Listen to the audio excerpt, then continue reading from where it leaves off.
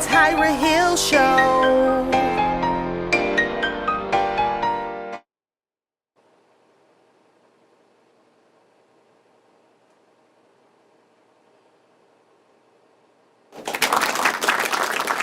What's up, everybody? It is your leading lady, Tyra Hill, and welcome to the Tyra Hill Show. Listen, I know that it's been a long time, and I greet you all with the love of God. My heart is so much full of love. If this is your first time tuning into the Tyra Hill Show, I say welcome. If this isn't your first time tuning in, I say welcome back. Welcome back, welcome back, welcome back. Listen. I know it's been a long time. For those of you that do not know, last year in November, I had a heart attack in my sleep. Ended up having a sextuplet heart surgery, a sextuplet bypass, 6 arteries. God spent the block for me. I am a walking miracle. So this is my first show since last year. I decided to take a year off, to let my body heal, to let my body rest, to re-strengthen my heart. And I am just so excited to be back before you all right now this day. I want to thank my fans. You guys are so loyal. You are so amazing. Thank you for all of the texts, the DMs, the flowers, the cards, the Cash App, and most of all, your love and your prayers. I could not have made it through this journey without you. Today, we're talking about it. You all know I have a conversation, and whenever I have a conversation, I'm talking about real life. We're talking tonight, I am stronger than the storm.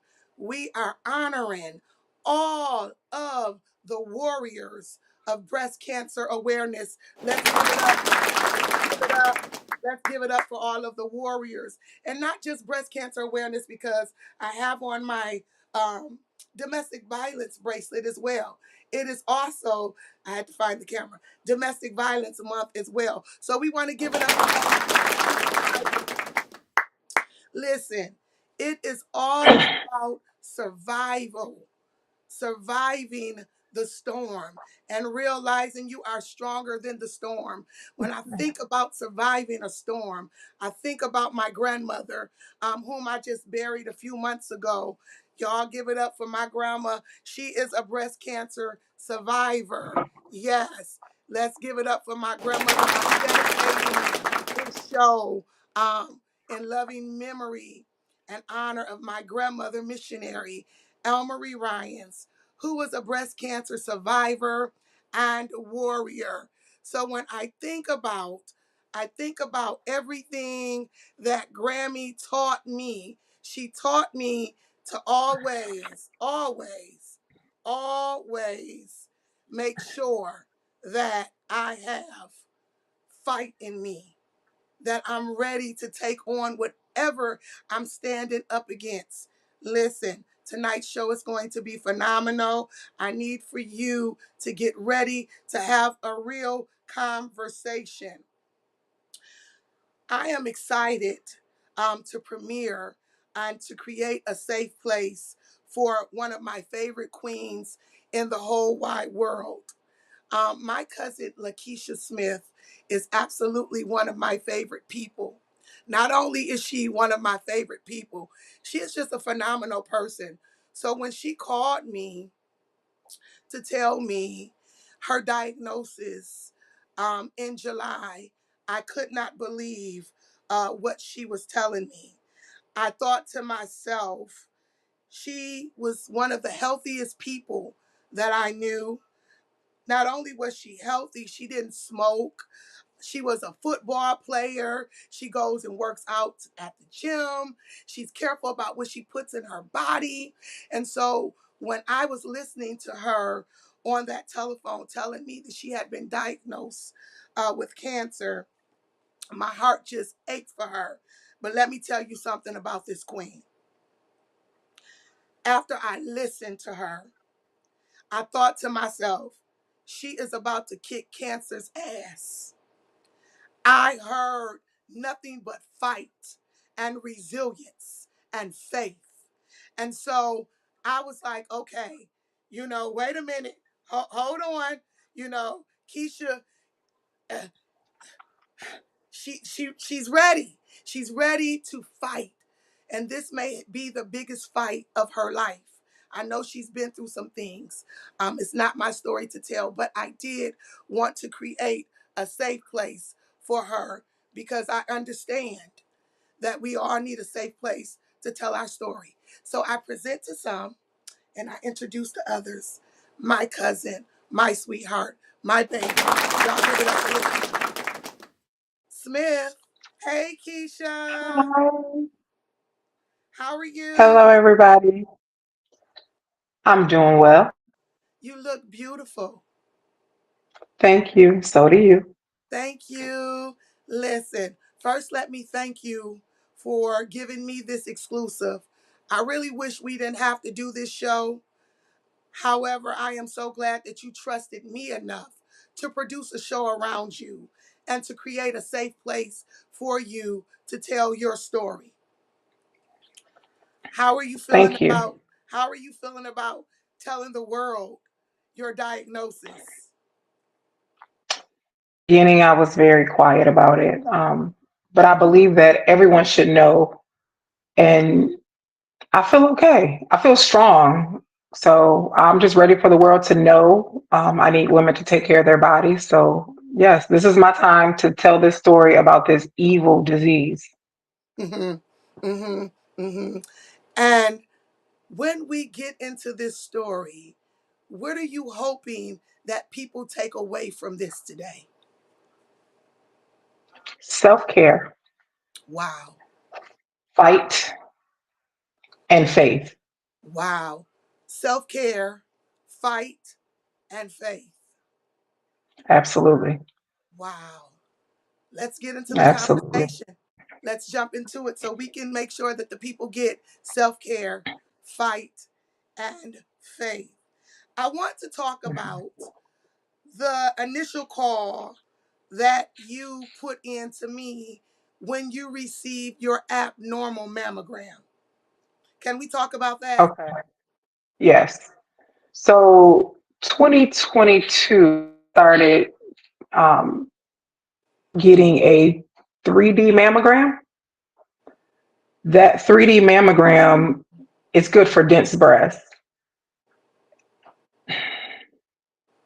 So when I first got that dense reading, they told me that they found two spots and a cyst. The two benign tumors, they remain there. And I remember calling you and I was upset because I had to start going to get every 6 months ultrasounds. Were you telling me, Keisha, stop drinking all that coffee? That's probably caffeine. And so I pulled back, start drinking that nasty decaf. Um, but of course, I went back to caffeine. But yeah, I do remember that. And that was scary because every 6 months I was going in to get an ultrasound and waiting for them to tell me if anything changed with those two cysts, excuse me, the two benign tumors and the one cyst. So let me ask you this. When they sit, because I go get mammograms every year as well. Hmm. I was 27 or 28 years old when I found the tumor in my breast. Back Okay. then, back then, the doctors weren't giving people up under 40 mammograms. So my doctor fought for me. Every time that he would try to get me a mammogram, the insurance company would deny it. So he changed the word, the terminology, from a mammogram to a breast ultrasound. And that's Hmm. how I received my mammogram. And the tumor was Hmm. found in my breast. Hmm. I know that they send you a letter saying, listen, Hmm. your mammogram is abnormal. Hmm. What was going through your mind? Well, the letters that they send are a bit misleading. Mm-hmm. So the original that I received, they did say that they were benign. Mm-hmm. There was nothing to worry about. Come back every 6 months. So every time I went every 6 months, they would say there was no change, but I do have dense breasts. So Mm-hmm. they always alert you on the density of your breasts. Now it's a reason for that, right? So Mm-hmm. when you have those mammograms, even with the 3D, if your breast is dense, it can't read everything. So Mm-hmm. that's kind of a cover off for them in So case they miss something. let me ask you, what are dense breasts for somebody that's tuning in that don't know what a dense breast is? It's dense breasts is a lot of fatty tissues. You can't see straight through it. It's just a lot of fatty tissues in your breast. And most African American women have dense tissue. So Mm-hmm. that's why it's really important that you have to get the 3D mammogram. Back in the day, I remember where they wouldn't approve it. Your insurance had to cover the 3D. And I do Right. believe now most insurance companies do cover that 3D. And like I said, prior to that, I was on the two, whatever that was, and they never caught anything. Once I got the 3D, that's when they caught the C. So just make sure you're checking your girls. So let's get into the conversation. Let's go to June 2024, the day that you got that phone call and the day that you were Okay. diagnosed. Can you walk us through that day? Okay. Yes. So they gave me a call on July 1st, actually. So on June 24, I went for sound. Um, they said that they saw me. I said, okay, we need you to come back on Friday. So that was on a Monday. On that Friday, 28th, I went in and had 3 biopsies done on the 3 new locations that they found. Um, 2 were ultrasound driven biopsies, and the other one was a mammogram driven biopsy where I was actually in the mammogram machine, sitting in a chair with my breast smushed and a needle coming down. It was very traumatic. Um, I can by the sound in the room that um, there it was going to be positive. I just knew it. The energy that was given to me, I just kind of knew. Um, I went on that weekend. I remember calling my girlfriend, telling her I kind of hung out with her. We went and did some. I can't even think of it right now, but we went to help out. And I remember telling her. She said, "No, you're going to be fine." And I said, "No, this don't." Right." Um, on July 1st, I got the phone call, Wow. and I was driving. Wow. Yeah, Wow. so there was very little care on how it was delivered to me. It was the radiologist. Mm. So you had a bad experience with the radiologist too? Yes. I've had numerous bad experience with the radiologist, but it was Let me, can I horrible. share my story? Absolutely. So when they called me back in for my abnormal mammogram, I was back there for hours. And like you, I knew something was wrong. Because usually time when you Hmm. take a mammogram, you're in and out. It Hmm. like you're not even there 30 minutes, really, right? But I was back there Right. for like 2 hours. And so I felt like something was wrong. You get this feeling like Hmm. something's wrong. And mind you, nobody is back there with you because can't nobody go back there By with you, yourself. right? Hmm. So the radiologist comes in and he says to me, I know you felt that lump in your breast. You're going to die. I know you felt that lump in your breast. And I just, like, just lost it. And so that was like the first time I had really experienced horrible bedside manner from a health professional. I had been Hmm. used to, I just had a doctor who fought for me You know what I'm saying? To get the mammogram because the insurance company kept saying I was too young. There's no possible way that she could have a tumor in her breast. She's 28 years old. She's too young, right? And so my doctor fought for me. And so he was so into me. He was listening to me. So to have this experience, I was devastated. So to hear you say that you had a horrible experience with a radiologist, listen, let me look into this camera. Radiologists, you all need to do better. You just need a little bit more Absolutely. Jesus, a little bit more bedside manners. But you need to do better Absolutely. because to hear that you may have cancer is already enough. But to have to deal with Hmm. unprofessionalism, girl, Hill Hmm. wanted to go back there and deal with him. I came out, I was boo-hooing. Hill was like, "What's wrong with you?" I said, he said, I'm going to die. I couldn't believe it.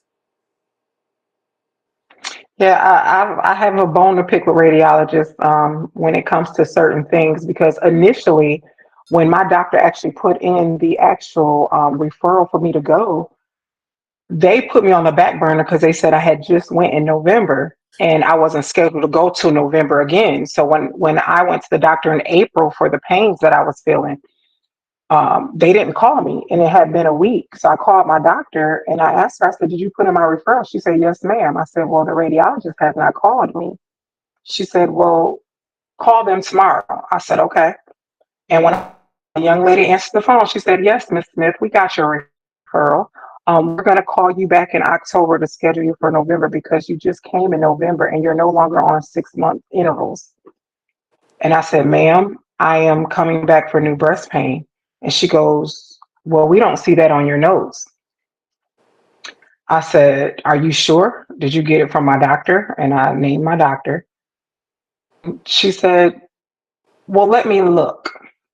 Then she looks and she comes back on the phone and she says, "Oh, yeah, we see new breast pain. Oh, I'm sorry, won't be able to get you until June 24th. I made this call on May 8th." Listen, I'm not saying, and I got to look into the camera, that all radiologists have horrible bedside manners. But what I'm saying is, can we just do a little bit better? Can we just do a little bit Absolutely. better for humanity? Can we just do just a little bit better? But I want to give The it up for only, all of the radiologists all over the world who shows bedside manners. absolutely. We salute you and we honor you. Hmm. We just need for Hmm. those of you that don't to just be a little bit better. To just be a Absolutely. little bit better. So what were you saying, Absolutely. Keisha? I was just going to say, I just need the radiologist to understand if a doctor puts in a, you don't have the right to tell someone, "Hey, you can't," even if your life depends on it, because you just came in in November. I don't think that's a fair assessment. If a doctor says I need to come and have it now because there's an issue, I don't think a scheduler, let me say this correctly, a scheduler should have the authority to say, "Oh, she just came." It's Right. not fair. It's not fair at all. And you And have to here's the advocate for moral of the yourself. story. Yes. People come to work and they're everyday people who deal with everyday life. Mhm. However, Absolutely. I feel like if you can't do your job with a smile every day and be professional every day, then go find another job where you don't have to engage or talk to people. Absolutely. Absolutely. I want to talk about, you said you were driving. Absolutely. I want to go back to that day to what your diagnosis were. Can we go there? Are you okay to go Yes. there? Hmm. Okay. She called and asked for me, of course. She told me I all three tumors were positive. Mm, And I asked her, "Are you saying I have cancer?" And she said, "Yes. my God. You have two invasive ductal carcinomas and one DCIS, which is ductal carcinoma institute, just meaning the cancer is within the duct of the breast." And I said, okay. She said, I'm going to schedule for another appointment for another biopsy. And I will be honest, I did say, what for? I have cancer. So you want to check the other three spots, the first three spots, which were the two benign one and the one cyst. Okay. And So let's tell people what benign is in case they don't know. Benign is so non-cancerous. it's non-cancerous, normal, but it's non-cancerous. But most benign tumors do eventually grow into cancerous cells. Mm, However, the two that I had and the cyst had remained throughout my 2 years of ultrasound. okay. So even when they took those out, they were still the same, non-cancerous. Okay. Okay. Mhm. Okay. So that day I remember I just needed to get off the phone with her. I just had to get off the phone. I called Brandy, and she knew I was expecting a phone call. So she took the call, and I just remember crying and telling her, and she's at work, so she's trying to remain calm. We talked for about 2 minutes, and I remember I saw my doctor, my primary physician, her number came in. Oh, God. And I said, "This is my doctor. Let me call you back." Jesus. Soon as I clicked over, my doctor came on and she said, "May I speak to LaKesia?" I said, "This is she." And she could hear it in my voice. And she said, "They called you." I said, "Yes, ma'am, they did." And she said, "I'm going to pray with you." Jesus. I knew at that moment that I was good. I was good. So this doctor prayed with me. I mean, it was a good long prayer. And that was the beginning. That was the beginning. You Praise Jesus feel for really a good. saved doctor, honey. Let me tell you, Yeah. let me tell you something. A saved doctor matters, honey.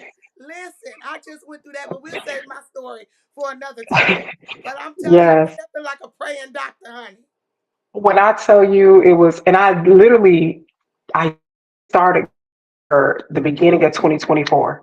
Mm, My second time is when she found the lump in my breast from my aching and when I mm-hmm. went to see her. So I barely knew her, but when I tell you she prayed up some stuff for me in my life, I knew okay. And Now then we let me ask spoke you and she this. asked, Not that it matters, but I have to ask this. Was she Caucasian or black?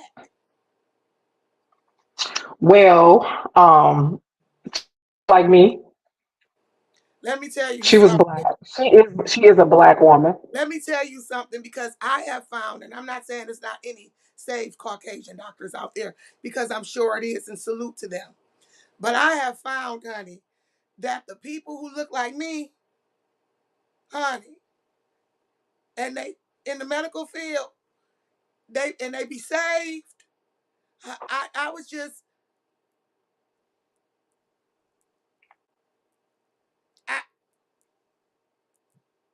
I'm telling you, I just be speechless because you are Yes, already going through a lot mentally and emotionally, absolutely, and to absolutely. know that your doctor that is going to work with you or cut you open. And I'm just let me just for a little minute, just for a little minute. When I had to have my heart surgery, the first doctor that came to my room wouldn't even look me in my face. He didn't look like me. So I told my nurse, he can't cut me open. He can't do my surgery. He won't even look me in my face. Who we got next? She said.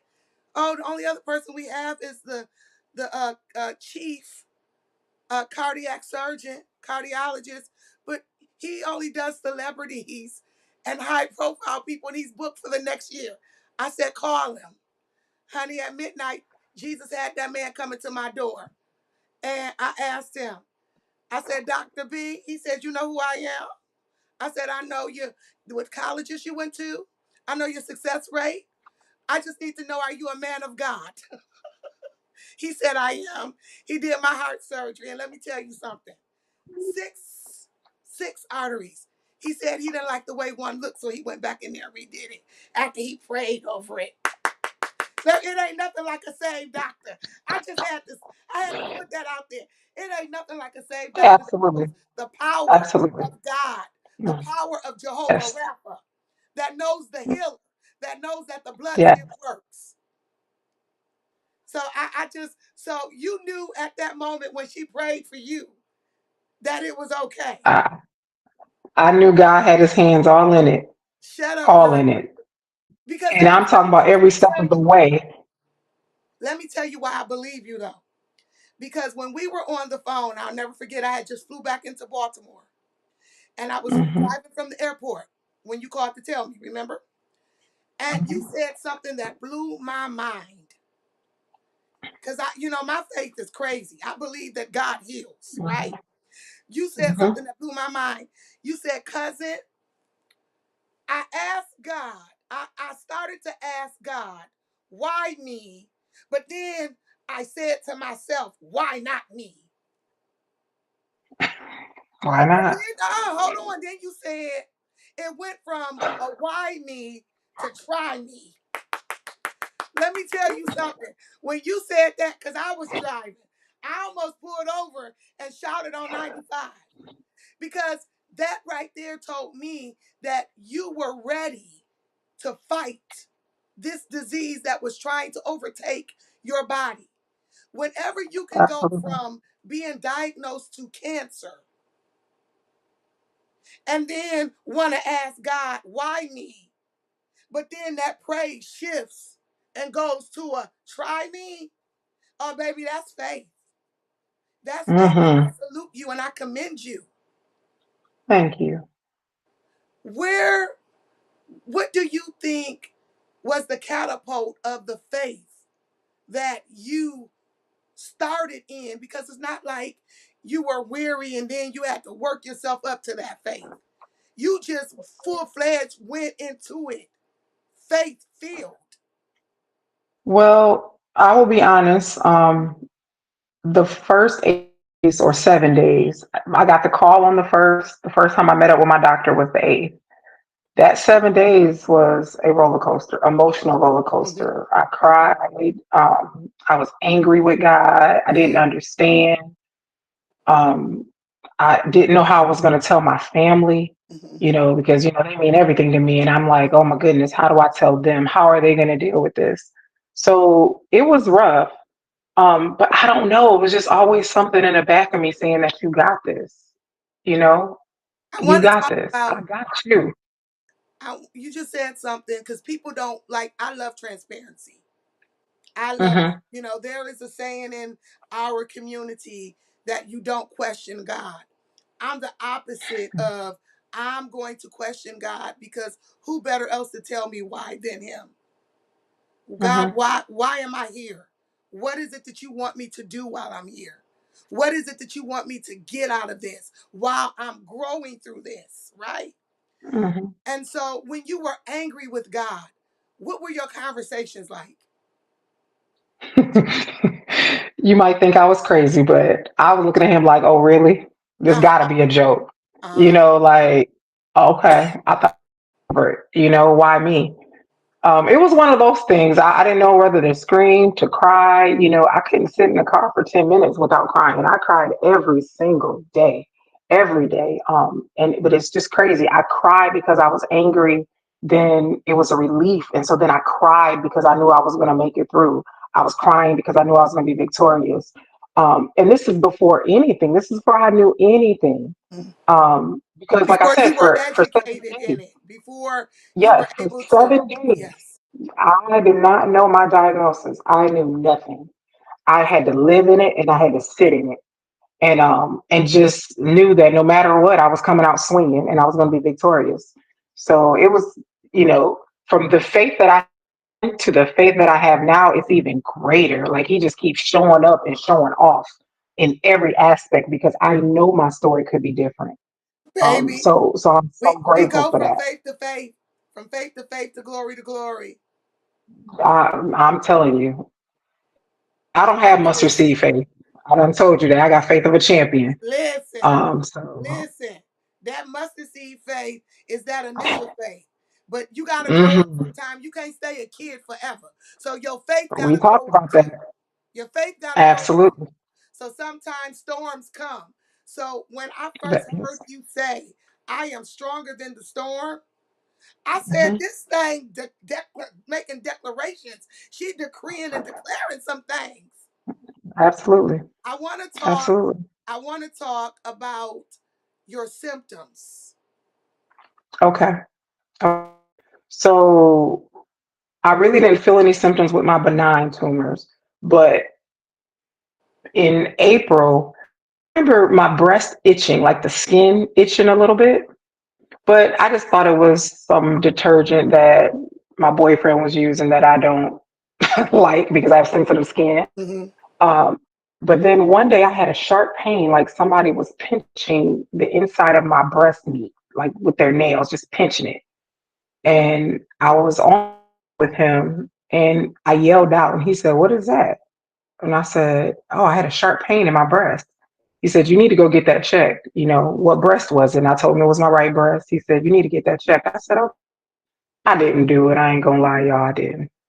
Um, then maybe about 4 days later, that pain hit again, but this time I was in his presence and it made me like just hunch over and it lasted for about 10 seconds. And he looked at me, he said, "You need to get that checked." So Hmm. that's when I initially made the appointment. I couldn't feel the lump myself, but the day of my actual exam with my primary care doctor, she could feel it. And I think it's because of the level they had to feel it. But what I did notice was there was heat. She said, "There's a lot of fever in this area." So when I took my fingers to touch that area, I could feel the fever that she was actually talking about. Mm.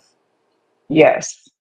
So there's so many symptoms when it comes because a lot of people say hurt. So I think I told you those A lot of two people say what things. because you went out a little bit. A lot of people say what. Okay. Cancer does not hurt. Mm-hmm. So I don't know. For me, I know I had two sharp pains and I never had any more sharp pains, just two. And I really feel like, once again, that was God just signaling me like something is going on with your body. Go get it checked. Um, because I had no more pain. That was it. That two times. Especially when So there is family history there, right? We absolutely. just both Absolutely. had an aunt who transitioned from cervical cancer, right? Yeah, But absolutely. it went into another form of cancer, and we So know some go ahead. other people whose name I won't say, who have Hmm. struggled with breast cancer as well. It is so Absolutely. imperative that you know your family history. Let me tell you all something. Absolutely. Everybody has a right to tell his or her story because men are subject to breast cancer as well, right? Absolutely. We need to. Richard Roundtree was diagnosed with breast cancer. You know him as Shaft, right? Mhm. But it is so important that we not keep secrets within the Mhm. family because, let me just say it like this: I'm an aunt, so I've had a history, right? I'm going to make sure that all of my nieces and nephews know what my history was. So when they go to the doctor and the doctor says, because they do ask, is there any history of cancer in your Mhm. family? And you say, yeah, Mhm. on my father's side.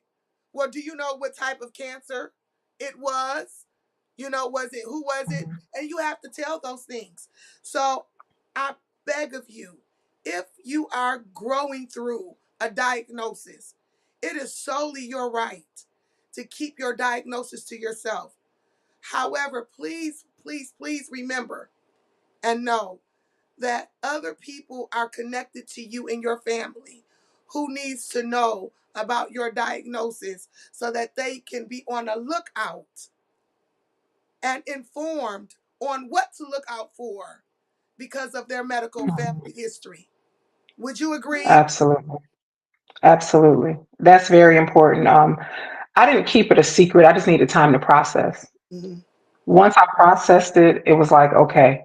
I actually went home to Michigan mid-July, so I 3 weeks, and I was able to talk to my family members face to face, and give them my diagnosis. Some people I couldn't get in touch with, but majority of people I let them know my diagnosis, like my niece. I was able to see her and let her know what was going on with me. So, what people don't know is breast cancer is the second leading cause of death. I mean, cause of cancer death. Look up cancer death. The second leading cause is from breast cancer. And a lot of people don't know that. Breast cancer, your lymph nodes, and then from there it travels to other places. Hmm. So, you know, Hmm. breast cancer is very, very serious. It is extremely serious, and I don't think people understand how deadly it is. However, it is advanced in so many ways. Absolutely. Absolutely. You know, um, when you said the statement that people say that you don't feel cancer or cancer doesn't hurt, and you had fever in your breast area, is that the only symptoms that you had?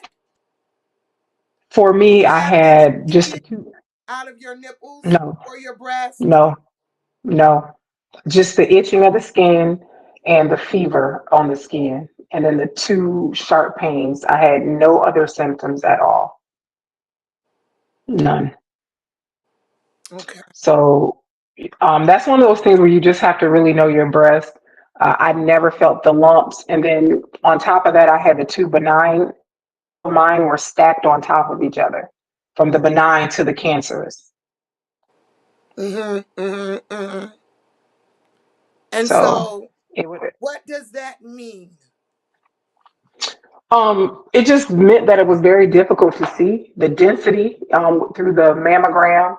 Um, from the ultrasound, when I had the three new diagnoses, it was literally a movement to the right and the way my brain for him to the and then he looked and said, "Oh, I think it's a."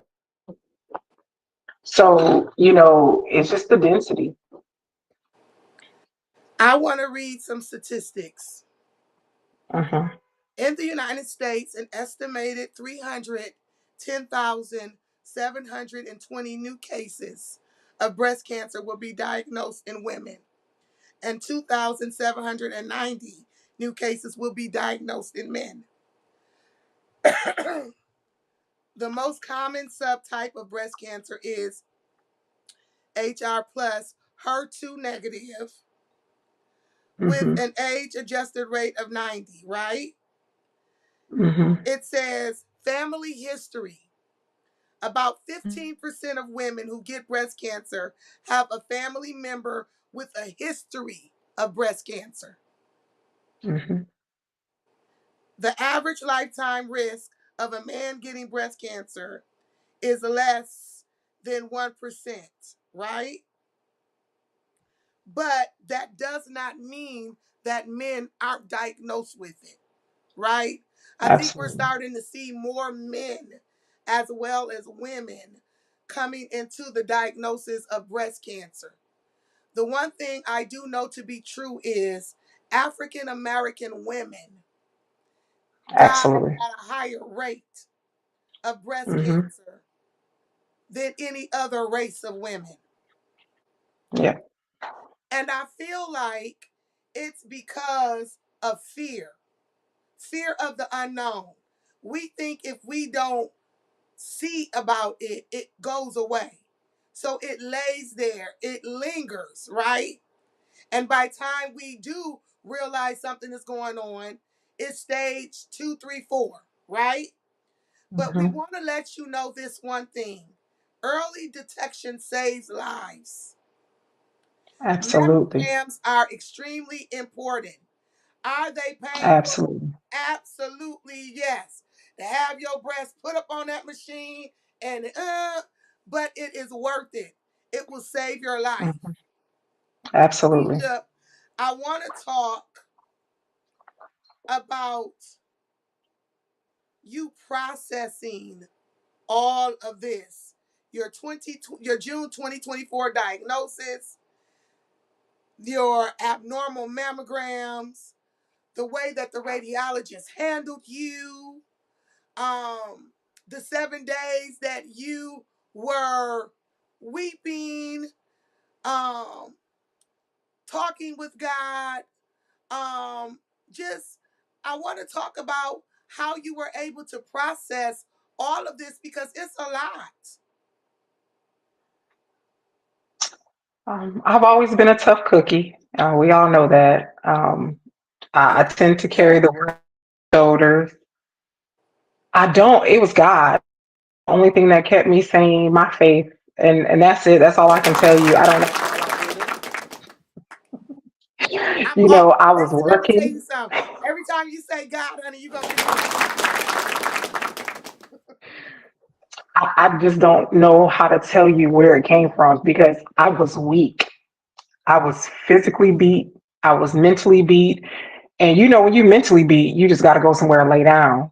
But man, that faith, I just held on to it and kept me going, kept me going. I started putting on my Jesus music in the car and just blasting it and crying it out, praising it out. I know people, you know, in my work car, I know they thought I was crazy because I was having a hallelujah fest by myself, just claiming the victory. So, you know, it was a lot. It was a lot, but I honestly gave it to God. There was nothing else I could do about it. You know, I can't fight this battle alone. You know, it's His will regardless. So, you know, I just wanted to favor. And I feel like He's favored me. You know, we didn't talk about my diagnosis, but I was diagnosed at a 1A. Now, I don't know if y'all know what that is, but I'm going to tell you, when I went to see that oncologist and she was giving me the type of cancers and The, on, explaining what the oncologist is the cancer doctor. And yes, so that's my we cancer. She was like, actually yeah, my. look, I'm sorry. no, it's I'm okay. sorry. That's why I'm here. Yes. So my cancer doctor, she was my surgeon, my cancer surgeon. So she was the oncologist for, and she brought me in and she was giving me the game plan of what was going on in my body. She was great, but I'm gonna tell you, all I heard was blah blah blah blah. Mm, Because you know how I need to know what stage I'm at, right? It's the mm, stage. That's the most important thing to me. mm. Need to know where am I at in this fight. Like I need to know if I can keep my gloves on or do I need to go get the guns and the knives. Like where we at? What And type of war am I about to fight? How do I need right, to show up for this war? Do I need to have absolutely, the absolutely, AR? Do I need to charge absolutely, like Rambo? Or can I show up? You see what you see what I'm yeah. I saying? needed to know. Right. So everything she said went out the window. Now she did say some things like the type of like HER2. I was a HER2 positive, absolutely. But she said one, stage one. And then she told me about the alphabets. I didn't even know there was alphabets with cancer. But she told me there was an A, B. She said you're a 1A. When I tell you, you could just see, I just know it was God because I was not scheduled to go back for a mammogram until November. Of this Those year. two sharp of this year. Yeah. So I wouldn't know right now. Right now, I would not know. But those two sharp pains, and having somebody that loved me enough to say, "Hey, you need to go get that checked out." But Um, knowing your knowing body, your ladies, body. knowing your body, recognizing when something is off. You Hmm. got to be so into you that you know when Absolutely, something is off. absolutely. And so we were So going to get to your diagnosis. I'm going to bring you on as a co-host one day on my show, right? No, no, no, no, no, no, no. Because I'm sitting here just enjoying watching you tell your story because it is solely your story to tell. But right. since we're talking about the diagnosis, right? Hmm. I want to talk about, and I'm letting you lead because I know things because we talk Hmm. privately, and Hmm. I don't want to Hmm. spill anything privately publicly, right? Okay. So I'm Right. treading Right. lightly because y'all know I don't give people my questions because I like raw responses, right? Right. Okay. Right. Hmm. However, Let me know if I'm overstepping my boundary. When you were diagnosed, they just didn't find not one cancer, not two cancers, but three cancers. Am I right? Is it For okay to my call it diagnosis. that? You talking about diagnosis or the surgery? The surgery. No, the So yeah. diagnosis. The So the diagnosis. diagnosis was originally three tumors. Yes. Three, yes, three. Yes. Right. Yes. And so I remember two of them were invasive, which means that those are the ones that spreads. That's the one you got to worry about going to your lymph nodes. Then I had the DCIS, which was within the cell. Now the invasive, those ones are really tricky because they really they can spread just depending on the grade they are and how aggressive they are. Now they did tell me mine was a grade 3, which meant that the cells looked really different from my original cells, so they were very abnormal. Um, but I had some hormone, which is the PR positive and ER positive, and then the one that is HR2 positive. Now that one is B1. That little joker right there is the one that sends up signals. That's the one that is I'm fearful. I'm not gonna say I'm fearful. That's the one that I'm battling right now. Okay. That's the So if one you we know got our anything, eye on. That's the one we that's got the one we our got our eyes eye on. for. Yeah. Yeah, yes, because Okay. that's the one that can send out little, it doesn't have to touch Signals. anything and just send it out, right? Signals, and another cell can pick it up and take it somewhere. So that's the battle one right there. But what I will say is I learned a So is lot it about fair to say that once it sends out a signal, there's that's what they call a mutation? It mutates. I mean, I know a little something.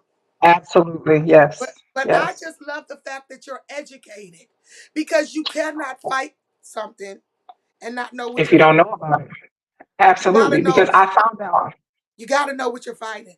You gotta know who you're fighting. absolutely. And you want to know that too, because when it comes to your treatment, you want to know why we're making these options, and then you can make the best decisions for yourself. So what I learned was, chemo kills invasive cancer. Okay. It doesn't kill ductal. Ductal can only be killed by removing it. So Okay. that's what the surgery is for, is to remove the ductal that's within there. That's not the invasive cancer. And this is when it comes to breast. I don't know the other stuff, but I know about the breast. So the invasive cancer is what they use chemo for. That's why a lot of times people have chemo first, so they can shrink it, and then they take out the small tumor, and then they give them radiation to kill the cells off around it to make sure that.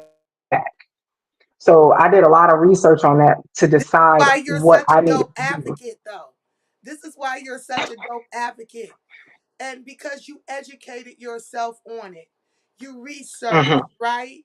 Hmm. And I'm sitting Hmm. here smiling because knowing what you're up against empowers you. And it not only Hmm. empowers you, it puts you in a better position to be able to conquer it and to defeat Absolutely. it, right? Absolutely. Defeat it. Yes. I want to talk to you about your surgery. Hmm. I want to talk um because I remember that whole weekend we were praying. Well, I know I was praying on my face, um, running around here, speaking in tongues, honey, praying in tongues. I would be in the kitchen washing the dishes and be Kesha, girl, just praying, call out your name, Keisha, Lord, keep her, Lord. Just praying, um, because I needed God to do it for you. I needed Him I needed God's energy to match your faith. I Hmm. needed Him to do it for you. And so I remember calling you and having prayer.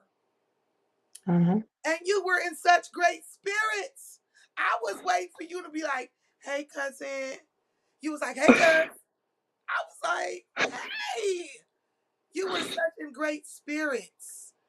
And so I want to go to that morning where you was in the hospital ready for surgery. Did you Hmm. know that you were going to like just conquer this thing like bop, I bop. did. You did? So I was a little nervous, but let me tell you about God. Okay. Tell me Y'all about gonna get God. sick of me. Y'all gonna be sick of me, Honey, okay? tell me Prepare about the yourself to be goodness of sick of God. me. But so he always sends somebody when I'm nervous. I remember being out in the waiting room with my mama and my state mom, and they called me back there. And this little lady comes out with pink earrings on. She was just so cute. And she said, LaKesia Smith. I said, okay, come on back there. And she's prepping me. So she gets me ready, gets me changed out. And before she leaves, looked at me and said, "Oh, baby girl, I want you to know God got you. He got his hands on and gave me a hug." Shout, listen, Now, mind you, shout out to all the saved hospital workers. They matter. listen, and this was just out of nowhere. So she gave me a hug and went on her way. I knew then, like when I tell you the comfort came over me, and I was like, I'm covered and I'm good. And then my doctor, she's so cute, and she came in there and she spoke to me. I talked to my plastic surgeon that day, and they all just had this positive attitude. And I, I just knew then that I was good. I was good. Actually, I came out better than what I ever expected. Um, so yeah, I felt good. That's why I said, man, God really showed out. He did a big one over here, like, and he's continuing to do so. As you know, won't go into that, but my chemo, everybody telling me what I'm gonna go through, and this is gonna happen, and on the second day, and on the third day, here you're gonna do this, and here I am still standing. Okay, we don't second round of chemo. My hair's Listen, still I ain't never here. been this I feel churchy on this fabulous. radio show. I've never been this churchy. Now, here's the thing: you gonna get some scripture, maybe one. You gonna get some encouragement, but baby, I just feel like I'm just churchy on this one, honey. I'm just, Oh, you know, like I'm just churchy on this one this because is, it's but it's not me. I have to give glory where glory is due, right? yes, This has nothing to do with me. My story could be different, right? When they absolutely. went in and did that surgery and took my breast out, first of all, they didn't take out just three. When they removed my breast, they didn't just took out three tumors. There was a fourth one that was unidentified. Okay, so I had four tumors in there. Okay, my margins were clear, and if you don't know what that means, the area space you need to be able to remove the cancer and leave skin that's not contaminated, basically. So my margins were negative, which meant I don't have to do radiation. Okay, got 5 lymph nodes.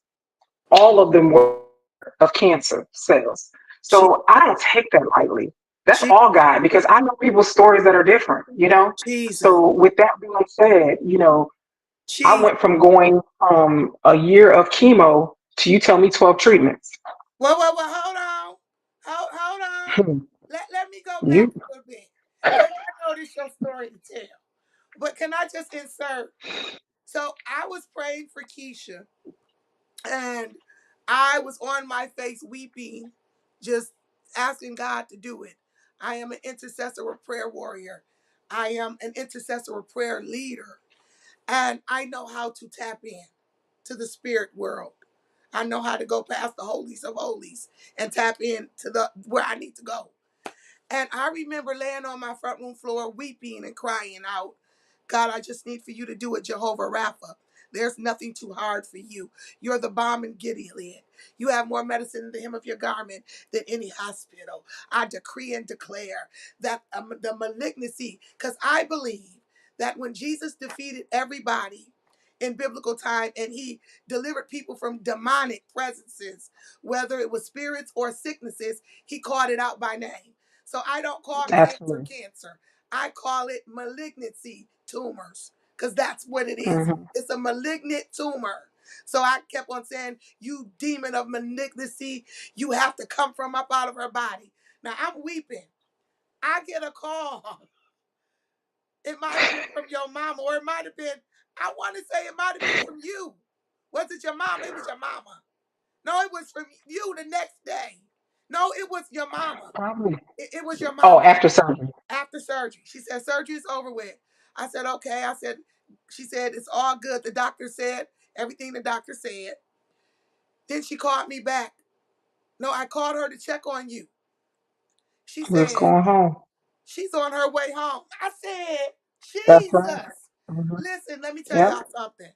That baby went in there, had three tumors removed from her, four tumors removed from her breast. I have four tumors. I had both of my breasts removed. I had No, a I'm saying the bilateral tumor. mastectomy. They The tumors, removed there was four. four Mhm. tumors first. Then they removed both of her breasts. Then they started the prep for the reconstruction surgery. She went home that Absolutely, night. She went home that night. absolutely. She went home that night. That night, You can't and tell walked me, up the stairs myself. you can't tell me that prayer doesn't work. It doesn't change things. That God is not a God who still specializes, who operates in miracle signs and wonders. She went Yes, he home does. that night. Listen, I almost just jumped up and got to doing my church out. She went home that night. She went home that night. Wait, I'm so churchy, y'all. She went home that night. She went home that night. She went home that night. I did. Let me I tell you did. something. I did. That was so churchy. I don't know why. But I know God to be a miracle worker. I know him to be a He healer. is. And so I get excited about that. You went home. Shout out to your medical team. Okay, hold on. I love that thing. Yes, yes. Why did you An just get awesome teary eyed? thing. Because I got teary eyed. So it's so important to love your team. From my primary physician, oh my God, she's so wonderful. Huh? Ooh, I love her. But you just have to love your team, right? And people that are gonna answer your questions when you have them, or look out for you when you can't look out for yourself. My plastic surgeon, for him, I just want the cancer out of me. I ain't care about nothing about breasts. If I don't can't get none, that's fine. I'll be fine. And he said, you know what, Miss Smith, right now you don't care. He said, but 5 years from now, when you beat this thing, you're gonna care. So I'm gonna care for you right now. Jesus. So, So I that's what just you need. dynamic. You need people to care when you don't have enough strength to care. Real Hmm. quick, it reminds me of Moses, because I keep telling y'all, I'm that girl. You need a prayer, baby. Let me tell you something. I'm that girl. It reminds me of when Moses, the children of Israel, were fighting. And every time Hmm. Moses' arms fell down, the Bible says they began to lose the war. But every time his Hmm. hands was up, they would win the war. So every time his arms went down, so his two homeboys, Aaron and said, yo, we got to go hold up Moses' arms because we getting slaughtered out Hmm. here. And they held up his arms when he couldn't even hold up his arms. That's what your medical team does for you. It's going to be days Absolutely. that you don't care. It's going to be days where Hmm. you're disconnected. It's going to be days where Hmm. you're not in the mood to discuss Hmm. nothing, a treatment, nothing, options, Hmm. nothing. But that's what makes a great team when they can advocate for Absolutely. you and care for you. Absolutely. So they become family. Absolutely. Family. Monday was the first day I didn't go see my plastic surgeon.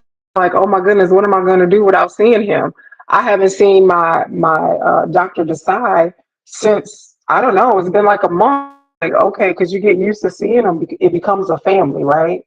So You get they're so used great. to it. When Yes, When Dr. Dr. Copeland. Gigi retired, the doctor that did my breast surgery and took the tumor up out of my breast, when he retired and they sent me a letter, I literally started rolling on the floor throwing a temper tantrum. Like, who's supposed to take care of me now? What if my tumors come back? Who's going to do my surgery Yeah, now? You can't retire. yeah, What are you doing? yeah, So, yeah, they become absolutely, family. So, shout out to, absolutely. let's move on. Yes. Shout out to all of your medical professions. Let's talk about your treatment plan. We got less than 10 minutes. So let's talk about your Okay, treatment. I told you this hour was going to go by quick. Let's talk about your you treatment. did. So my treatment plan, like I said, I chose to do a bilateral skin sparing mastectomy with expanders. So I will have reconstruction next year with my permanent breast after chemo. So I started with them saying I had to have 52 weeks of chemo. By the time we came out of surgery, because my margins were clear, my lymph nodes were negative, they told me 12 weeks. Whoa, And whoa, whoa, if whoa, whoa, anybody know whoa. about Go back and slow walk that. 12 weeks They told of you were supposed to have a year, 1 year of chemo. 365 days. Yes. And then I would also have to take an immune, like it's called Herceptin, which is for my HER2 positive. So it's an infusion and an injection. So they said I would do that also for a year, um, 1 year. So after surgery, they tell me 12 weeks of chemo. I have to go 12 weeks straight. I go every single week. Um, and I still have to do the Herceptin for a year. Chemo is beast. And I mean, I'm excited. My last treatment for chemo will be January 9th. God, I great God. the year, yes, great God, God. great God. Um, How do you, cause I know time is of the essence, but that's what happens when you the boss and the executive producer. You can do what you want to do. okay. How do you go from having four tumors removed, four different cancers, being told that you have to have a year of chemo to having surgery, coming up out of surgery, and you only got to do 12 weeks? Now you know the answer to that. Listen, I got to make it make sense God. to the people. It makes sense to me, but for the people, somebody needs this faith. Somebody needs to Yes. know that God is able to do exceedingly abundantly And anything you could abundantly ever above all think that or is ask for. of. Yes. There is nothing too hard for Yes. God. I don't care what it Nothing. is, God can do it. My God. But you gotta believe it. You have to stand on his word and act his word out. You can't be fearful one day and then strong the next day. If you're gonna give it to him, you gotta give it to him, right? Faith is dead. So, I beat myself in the head about that and said, oh no, I'm gonna stand on his word, believe his word because he said it. And so I'm healed. And that's just what it is. I know I Because got some ways to go. you hear what the doctors say. You take in. You Absolutely. take in what Absolutely. they say. Hmm. But you don't allow it to penetrate your heart, because the old folks would say, if God said it, I believe it, that settles it. Hmm. And That's I'm going it. to tell you, without faith, it is impossible to please God.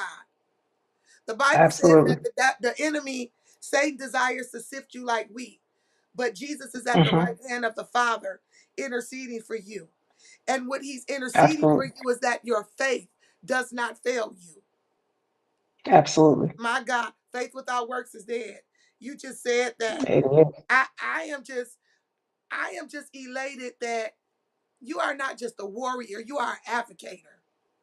How important is it to Yes. advocate for yourself? It's really important to know your body. Call and ask questions. If you don't agree with the doctor's decisions, educate yourself, go get a second opinion. You have to advocate Yes. for yourself.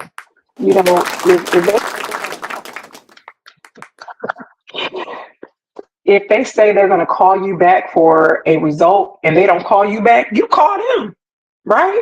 If they're supposed to call you and schedule an appointment, they don't, you call them. You have to advocate for yourself, your life, what's good for you. I could have chosen to do, um, I could have just had a lumpectomy and Hmm. had some reconstruction on one breast and kept my left breast because cancer found on the left breast. But advocating for myself and knowing that in November of 2023, I had two benign, one cyst. By the time I got to April, and three three more cancer cells, and then by the time I got to September, they took out a fourth one. So that let me know that I made the best decision for myself. Because they give you an option, of what you want to do. And I made the best decision for myself. So you have to advocate on and what you want to deal with. I knew I didn't want radiation. I was like, I don't want radiation. Lumpectomy tells me radiation. I want it. So if I can choose not to have it, then let me make the best choices there. So just advocating for yourself. The young lady did the scheduling for the radiologist, her not putting me in me because I just came, you know, you have to advocate for yourself. Just make sure you speak up about your health issues and you talk to your doctors. If you don't have a good relationship with your doctor, go find you somebody that's more on your level that you feel like you can talk to. Absolutely.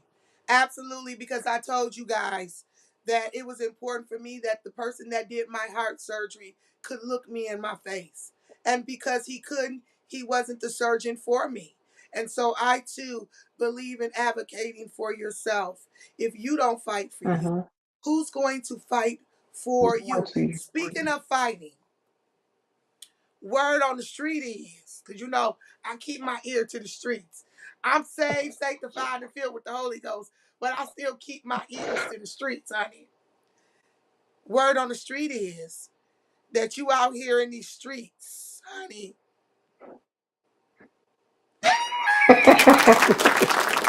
I absolutely love, love, love, Yeah.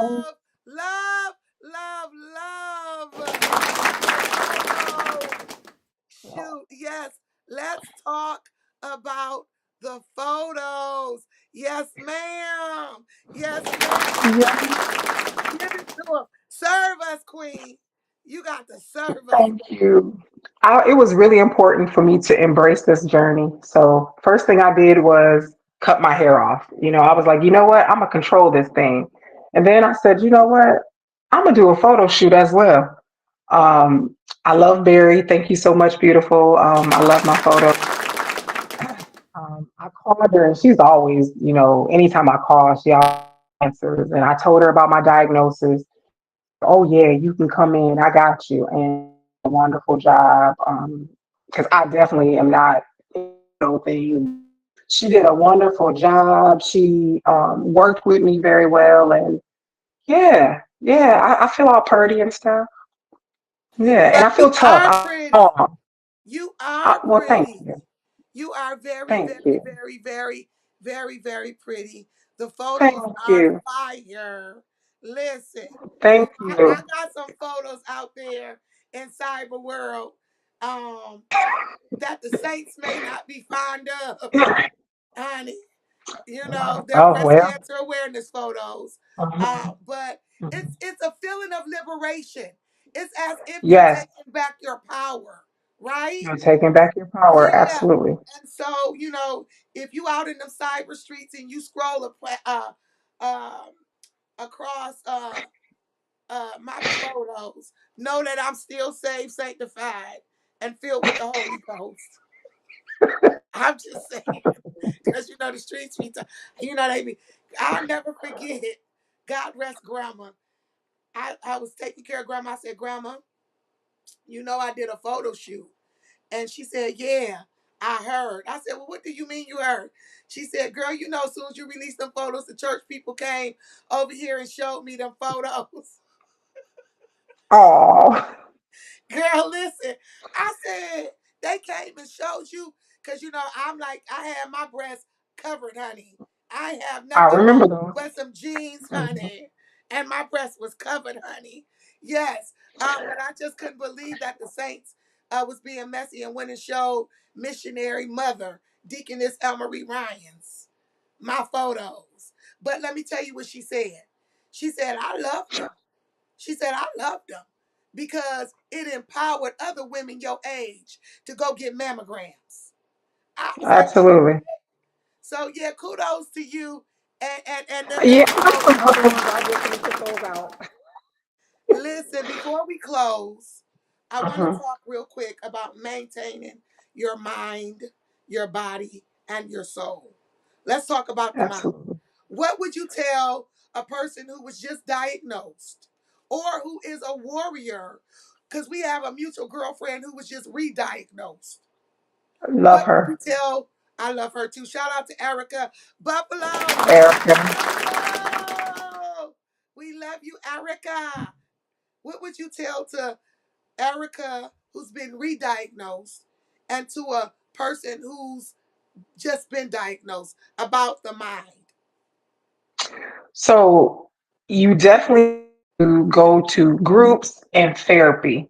Yes. I tell people therapy is important. You need to have friends that you can talk about it with, friends you can cry with, um, and friends that they treat you like nothing's going on.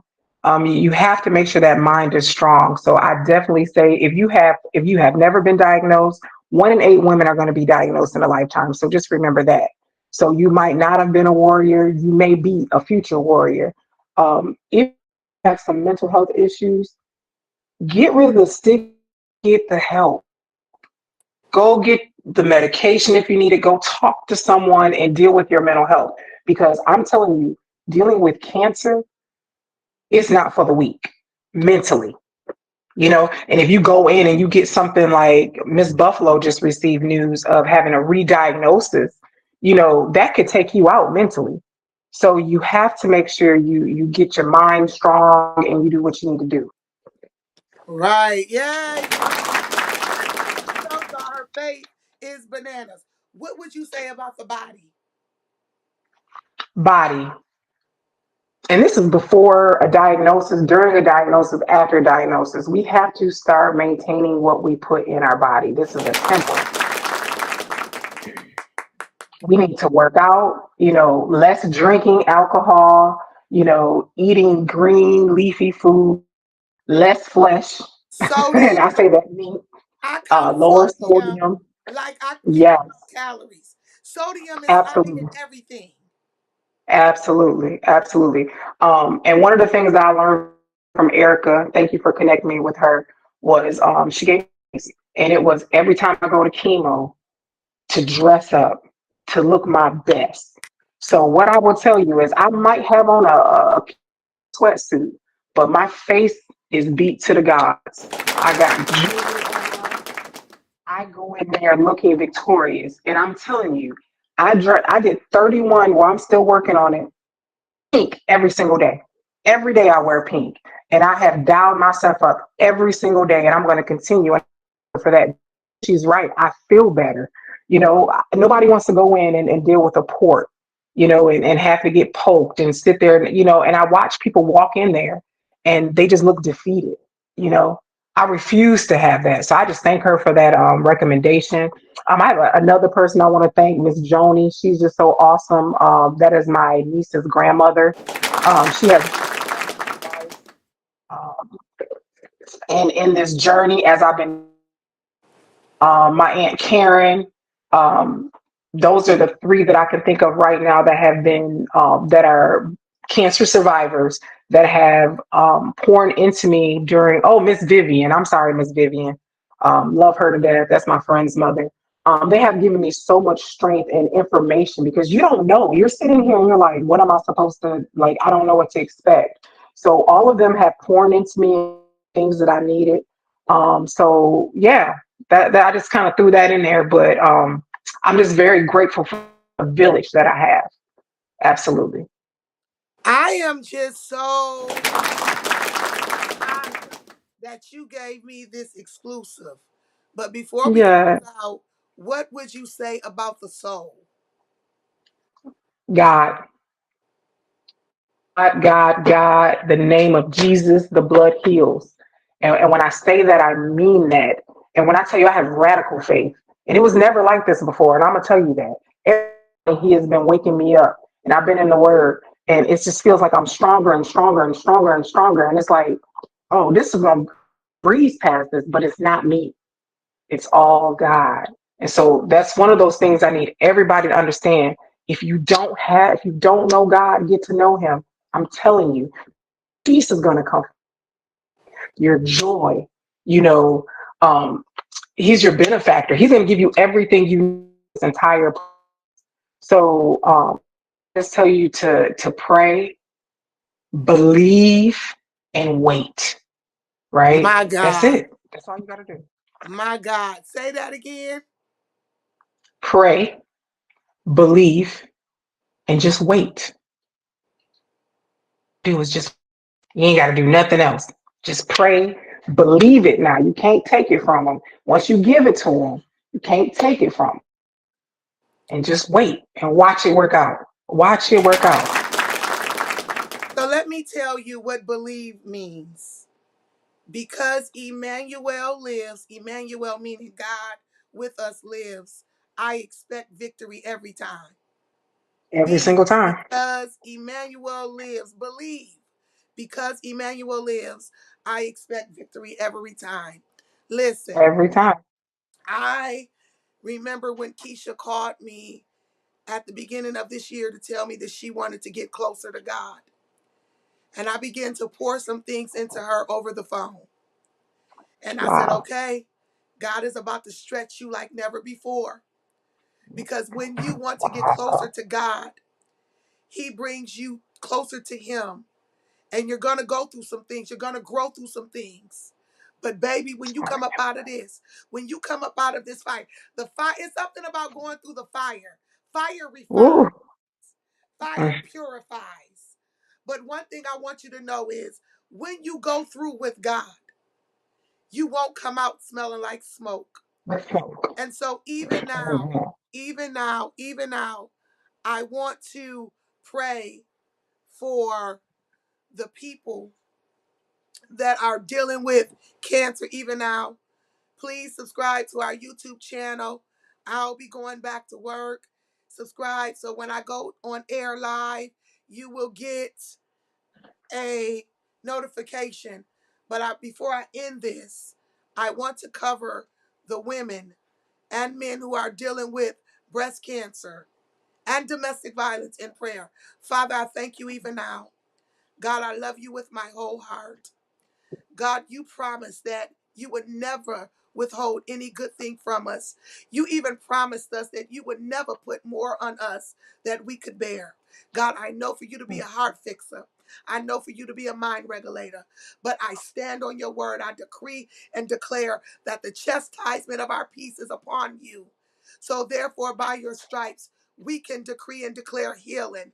You demon, you malignancy, you cancer, you tumor, come up out of the man's body. Come up out of the woman of God's body. You cannot reside where the Spirit of the Lord is, because where the Spirit of the Lord is, there is liberty. We thank you right now. We thank you right now for the word. We thank you right now for the blood. We thank you right now for the word. Your word says that you sent your word. It healed and it delivered. We thank you, God, that even now you're healing and you deliver. God, we thank you even now that we're able to touch the hem of your garment. It's not that the hem of your garment has medicine, but it is the faith that made the woman of God whole. When she touched the hem of the garment, it was her Yeah. faith that made her whole. Jesus said to her, he said, it's your faith that has made you whole. So even now, let faith, the substance of things hoped for, the evidence of things unseen. Let your faith make you whole. We decree and Yeah. declare peace over your mind, because the first thing Yeah. the enemy attacks is your mind. We decree Yeah. and declare peace over your mind. You have a sound mind. We decree and declare peace over your mind. God loves you. I love you. We seal this Mm. prayer with the blood of Yes. Jesus. Yes. Yes. The blood has Amen. power. The blood Yes, heals. it does. The blood seals. The blood saves. In Jesus' mighty name, we decree and Mm. declare it is so. It is so. It is. I want to share this real quick, Keisha. Real Mm-hmm. quick, for women, starting on this Wednesday, we're going to have Women at the Well Wednesday. Real quick, Keisha, I want to bring this back to you because you were a part of the 5-day prayer, 5 a.m. Yes. prayer for Mm-hmm. 5 days. For 5 days, we were waking up at 5 a.m. for 5 days and we were praying. And it was such a phenomenal time. And so Yes, it I was. really want to invite the women who want to come and be a part of that. I'm going to put that up again. Mm-hmm. Connect with me on Facebook so you can stay connected to what's popping off, honey, because That's right. Tyra Hill is always popping off with something. But please, please, please connect with us. Meet us at the well every Wednesday Mm-hmm. morning at 5 a.m. for prayer. I believe in the power of prayer. I believe that God heals and God specializes. Yes, it And I is. believe that God wants to do it for you because in this season, He's pouring out His miracle signs and wonders. I'm a miracle. All of And them. before I close this show, I just want to say, and then I'm going to thank you. I believe in miracles because I watched God spin the block for me. I had a heart attack in my sleep. I was sleeping. Holy Spirit woke me up and told me that I was having a heart attack. I could have died in my sleep. Most Hmm. people die in their sleep. People don't wake up from out of their sleep having heart attacks. I was just scheduled to have another surgery in September. I told my doctor, who was an unbeliever, that God said He was going to heal me. He laughed at me. He told me the only thing that could correct what I needed to be done was surgery, and this was major surgery. This was a little bit more serious than my heart surgery. Well, they went in to cut me on September the 19th. And when he cut me open, they could not find a pulse in my left leg for a whole year. There was no blood flowing in my left leg. They thought that they would have to amputate it, my left leg or my left foot, because I had 5 blocked areas in my arteries. So I was literally dragging my leg. But when he went in there to cut me open, the blood started flowing. Literally, he could not do the surgery that he said that he had to do to rectify the situation because God had healed me. I believe in the divine power of God. I believe that in this season, God is pouring out His Spirit like never before. And I believe that Hmm. if you have faith, that God will heal Hmm. you. I believe that there's nothing too hard for Yep. God. Keisha, is there anything you want to say Absolutely. to the people before we close out? Nope. I just love you guys. If you would like to reach out to me, you can find me on Facebook at l.smith. I got that up there for you. Smith. And that is, I just love you guys. Thank you for everyone that's supporting me. To the warriors, keep fighting. Just keep fighting. You got this. To the fallen warriors, just praying for them and We their honor you. families. And to Salute you. honor you, yes. And to the warriors to come, get ready. Okay. And remember, take care of your mind, body, and soul. Because if you take care of those things before it comes, then you can beat it without a problem. 75% of the battle is your mind. It's mine. It's your Hmm. mind. And my doctors also told me because I came in such good health that this is why my reaction is the way it is because I was healthy already. So that's a head start in fighting this battle, right? It's not a fight. People think it's a fight. It's actually a war. And this is why we call it a warrior because once you're cancer free, it's still in the back of your mind. So you always got to be ready for battle because if you've been diagnosed once, you can definitely be diagnosed twice. So I don't call it a fight. It's a war, It's a right? war. Ongoing war. Absolutely. Is there anything that you want to say to your family before we close out? Oh my gosh. I just love all my family, my village, and everybody knows who they are, the ones that call me, that talk to me. And I really want to say this, this is a season of grace for me, right? Because I've recognized that everybody doesn't know how to be there for me. And Come on. That's I'm good. allowing them not That's to good. be, right? And those that know how to be, that's who I need. Because right now, like you said, we talked about this. I need people surrounded by me that have faith of warriors. I don't need people that have the doubt. So, I'm giving grace to those that I feel like that should be here and they're not. I'm giving grace to them. I'm not upset. I am okay because God has equipped me with the correct village and warriors around me to get me through from my intercessory prayers that I know pray for me, that go to God about me, to, like I said, hills taking me to all of those calling me, just shoot with me. I just thank everybody, my church, my pastor and the first lady, like they've been amazing. Um, just everybody, everybody that has had their hands on me and prayed for me. And I just thank everybody, my mom and my sister and my brother, dad, and I mean, I can just keep going about the things that they do. But don't let me forget you because you my hand through this thing, and I just love you to pieces, and I just thank you for loving me the way you love me. You know, if you rocking, I'm rolling, honey. You I know know, that's right. that's just what it is. I'll see you next weekend. I love you so well this weekend. I'll see you I, next week. I This I love you weekend. so much this weekend. I love you so much. Yes. I want to say that I am so proud of you, LaKesia Smith. I am so proud of you, and I know for a fact that God has his hands on you. I know Yes. that you and you shall live and shall not die. No. That you Absolutely. and you shall live to decree and declare the works of the Lord. I Absolutely. know that you have purpose, and I know that God did not bring you this far by faith Mm-mm. to leave you. By The faith. songwriter says, we come this far by faith, leaning on the Lord, trusting in his Yes. holy word. He's never failed me yet. Oh, can't turn around. We've come this far by faith. Come to God. By faith. By faith. Absolutely. I'm going to By tell you, faith.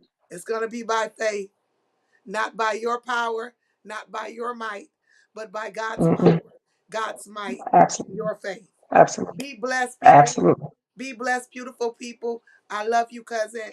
Again, thank you I love so you too. much. You did a phenomenal job. You out there, be sure to connect, be sure to share and like this. Comment. Let Keisha know that you love her. Let her know that you're supporting her through prayers. Be sure to check on her. Some days will be better than others, but if God be for her, who can be against her? Nothing is going to separate her from the love of God. We're standing on Romans 8:28, and that says, "For we know, not that we think, not that we hope, but we know that all things work out for the good of them who loves the Lord and who are called according to his purpose." God bless you all. We love you all. Good night.